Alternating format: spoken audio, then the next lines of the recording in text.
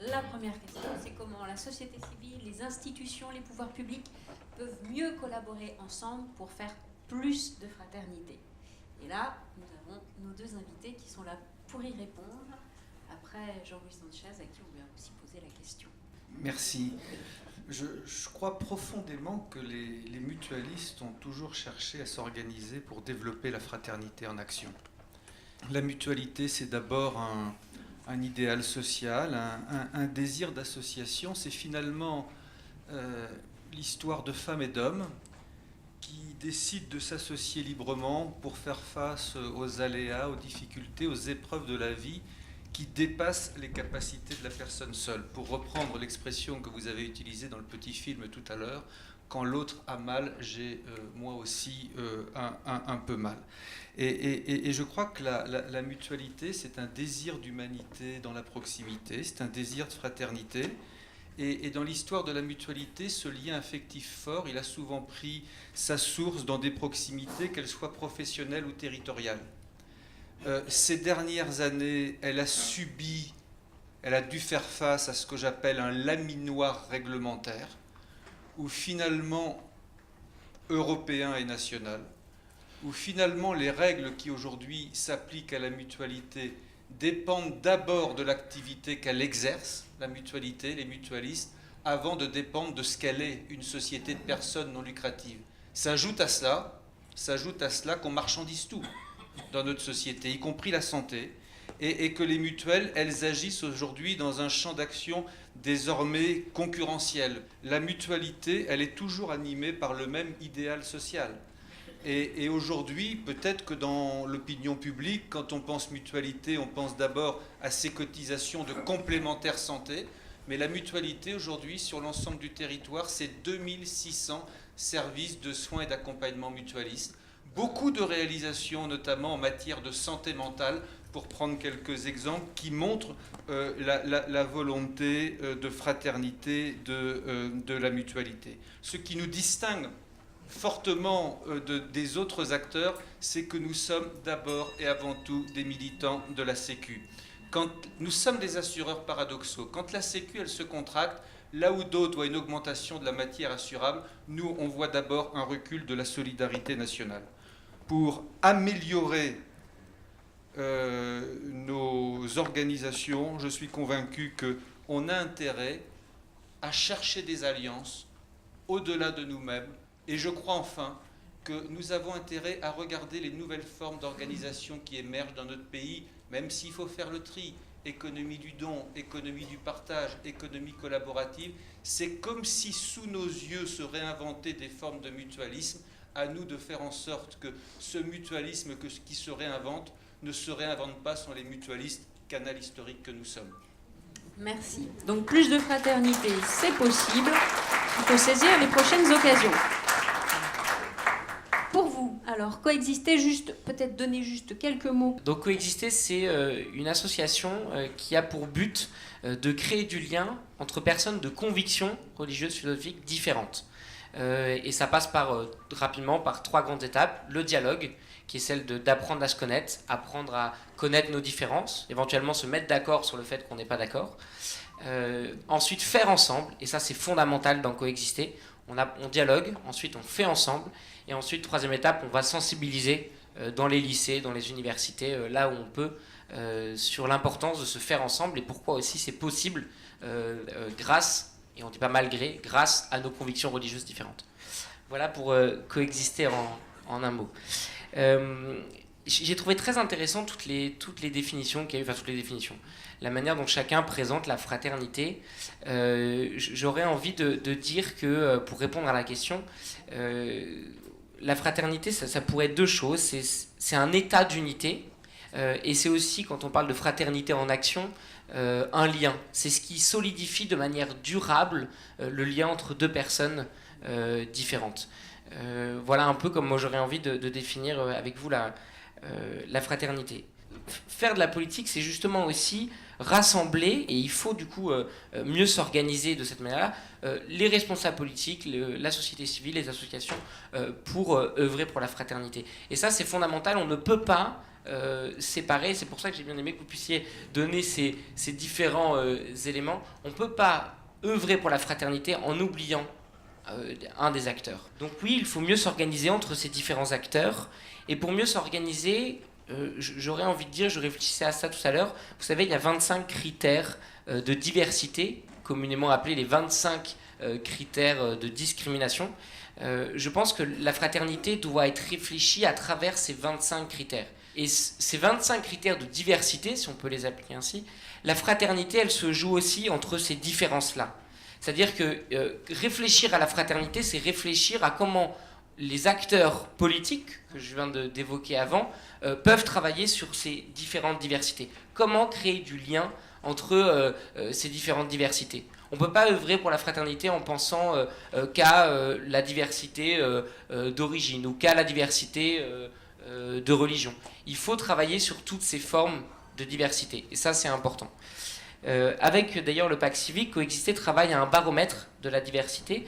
Et ça, c'est assez intéressant parce que c'est en train d'être mis en place et d'être réfléchi pour faire un état de où en est la fraternité, en fait, notamment vis-à-vis de ces différentes diversités, où est-ce qu'en est la société française. Il faut bien comprendre que la fraternité, c'est quelque chose qui se vit, et donc je pense que c'est compliqué d'imaginer qu'on peut créer des obligations pour mieux s'organiser, pour répondre à la question, créer des obligations. Il faut que chacun joue son rôle, les différents acteurs jouent leur rôle, chacun a des rôles très différents, chacun se complète, mais on ne peut pas, si vous voulez, je ne crois pas qu'il y ait d'obligation, de devoir de la fraternité, parce que ça enlèverait ce qui est vraiment la fraternité, qui est une sorte de don de soi, si vous voulez, de don qu'on peut faire à l'autre.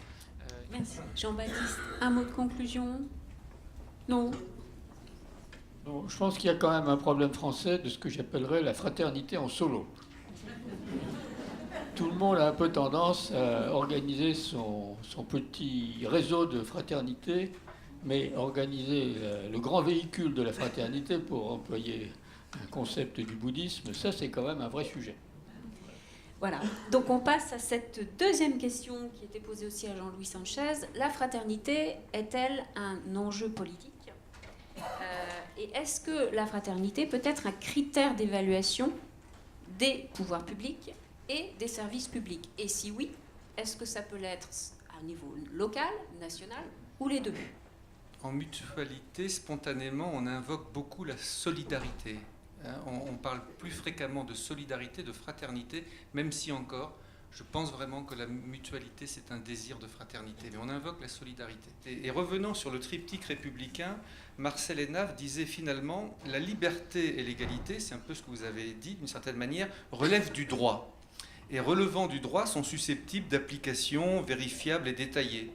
Liberté de vote, liberté d'expression, liberté de circulation. Et il n'y a pas de loi obligeant au respect de la fraternité. Et moi, depuis l'angle mutualisme, je me suis dit par contre, la solidarité. La solidarité, elle est susceptible de définition juridique, elle est susceptible d'application vérifiable et détaillée. On peut organiser et mesurer la solidarité entre revenus, la solidarité intergénérationnelle, la solidarité entre malades et bien portants. Vous savez, c'est la fameuse expression de la Sécu, cette si belle expression, chacun cotise selon ses moyens et reçoit selon ses besoins. Aujourd'hui, la tendance, elle n'est pas du tout à ça, c'est ce que vous suggériez. La tendance, c'est chacun cotise selon ses besoins.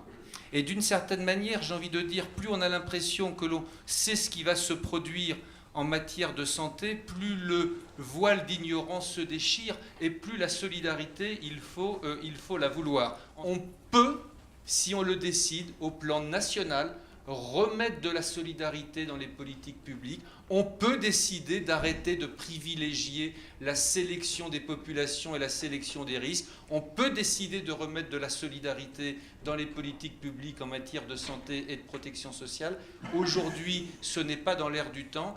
Il faut le vouloir. Et pour le vouloir, il faut encore une fois être animé de ce désir de fraternité. En ce sens, en effet, la fraternité précède la solidarité. Mais je crois qu'on a intérêt à remettre, et on peut remettre beaucoup de solidarité dans les politiques publiques si on le souhaite véritablement. Merci. Il y a quelque chose qui est assez intéressant.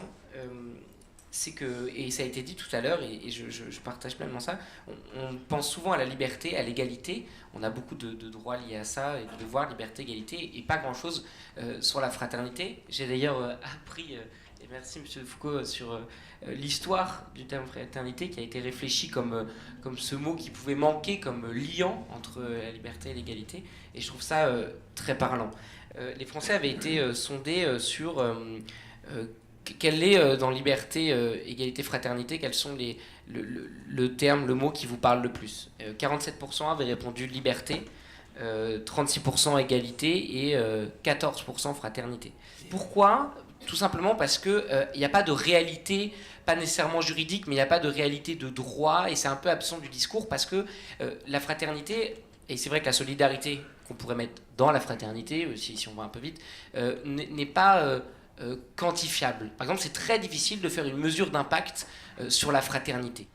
Un enjeu politique aussi parce que la fraternité, quand on parlait de lien, d'aller chercher chez celui qui est différent, de faire un lien avec celui qui est différent, il faut bien comprendre que ça a un impact énorme sur la société. Et là, je vais vous parler, nous, de ce qu'on fait très rapidement à Coexister. On parle de coexistence active. C'est cette méthode de relation qu'on pose entre nous. C'est, si vous voulez, quelle part de mon identité je suis prêt à partager avec l'autre dans la rencontre, et quelle part de son identité, qui n'est pas la même que moi, je suis prêt à accepter dans la rencontre. Comment je fais cet équilibre-là, qui est différent d'une relation à l'autre, pour que les deux se sentent bien dans la rencontre. Et ils se sont rendus compte aussi dans cette rencontre que l'autre pouvait le changer, le faire résonner quelque chose d'intéressant en lui. Et ce changement qui se passe dans la relation humaine et qui est très difficilement explicable a un impact qui n'est pas que entre deux personnes.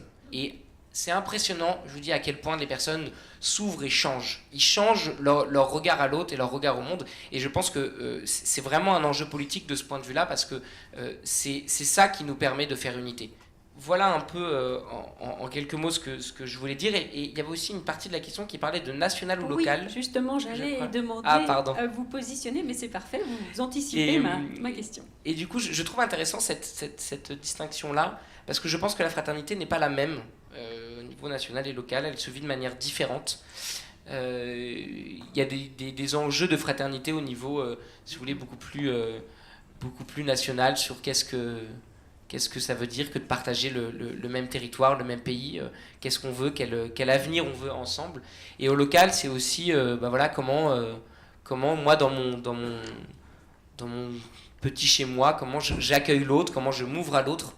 Et je pense que, sans vouloir rentrer trop dans les détails, parce que c'est difficile à répondre, je dirais pas national ou local, je dirais national et local. Et je pense que là, c'est très intéressant de réfléchir sur ces deux échelles géographique. Merci. Si nous avons posé cette question justement, c'est parce que dans beaucoup d'associations, il y a une sorte de débat, voire de dichotomie entre national et local, avec cette notion de municipalisme qui est en train d'émerger, et donc de fracture quelque part. Et donc nous, justement, Pacte Civique, on aimerait que le lien soit fait et qu'il n'y ait pas de rupture entre local, national. C'est pour ça qu'on interrogeait cette partie de la question. Comment faire vivre cette fraternité à tous les échelons? Oui, national et local. Moi, je crois beaucoup à l'importance de politique nationale. Je reviens sur les questions de santé et de protection. Vous savez, aujourd'hui, j'ai le sentiment que, dans le meilleur des cas, on bâtit des dispositifs de réparation pour ceux qui ne vont pas bien, et d'une certaine manière, on voudrait enfermer les mutualistes dans l'économie de la réparation pour les gens cabossés. Ça ne me paraît pas être de nature à faire progresser la fraternité. La fraternité, elle suppose la rencontre entre toutes et tous. Il me semble qu'en matière de politique, c'est lié à l'universalité. Je ne crois pas que le développement de filets de sécurité qui sont nécessaires, bien évidemment, soit de nature à faire progresser la fraternité ou à encourager la fraternité. Donc je pense que au plan national, naturellement, notamment, il y a un certain nombre de politiques publiques qui sont très importantes. Je crois beaucoup aussi en mutualité, je l'observe tous les jours, au désir d'engagement. Et très souvent, l'engagement en mutualité, ça rime avec proximité dans les territoires. Et souvent, on est entravé dans nos capacités à agir. Et je pense vraiment que ça se joue beaucoup aussi en local. Et que sur un certain nombre de politiques publiques, il faut savoir faire le lien entre le national et le local. En d'autres termes, il faut faire le pari des acteurs. Il faut faire le pari de l'envie des acteurs de faire ensemble, d'agir ensemble. Et c'est de nature à conforter, je crois, la fraternité.